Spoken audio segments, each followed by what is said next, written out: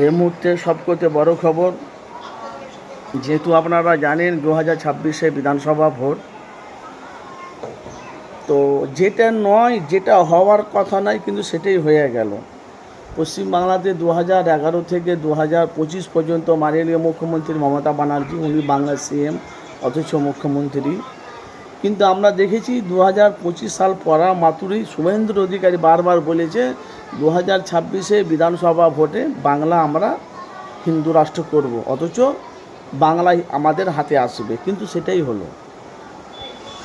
পশ্চিমবাংলার মুসলমান, পশ্চিমবাংলার যারা ছিলেন, যারা বাইরে থেকে এসে তারা বাড়িতে এসে, অথচ তারা মমতাকে ভোট দিয়েছে। কেন? বাংলাতে তৃণমূলের উন্নয়নটা বেশি। তো মুসলমানের ভোটগুলো গেল কোথায়? এখন দেখেন, আসমান আর জমিন তরি তফাৎ। যেহেতু 192 আছে তোমার বিজেপি, আর মাত্র 92টা হলো টিএমসি, যেখানে 200 কতটা সিট পেয়েছিল 2011-তে।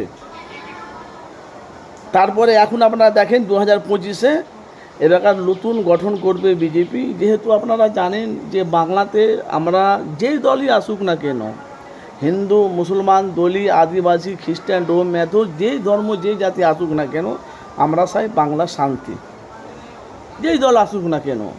কিন্তু এই যে বিজেপি সরকার বাংলায় আসছে, ভালো, বাংলার মানুষ যাকে পছন্দ করেছে তাকে ভোট দিয়েছে, সেটা তার তো পার্সোনাল ব্যাপার। কিন্তু আপনাদের মতামত অবশ্যই জানাবেন। এই যে এতদিন 2011 থেকে যে 2025 পর্যন্ত মুখ্যমন্ত্রী এত উন্নয়নগুলো করলো, সেই উন্নয়নগুলো গেল কোথায়? সব দল পানিতে ভেসতে গেল।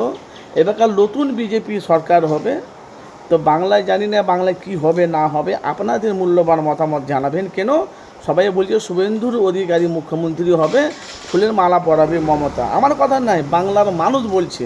তাহলে বাংলা কার ক্ষমতায়? অবশ্যই আপনাদের মতামত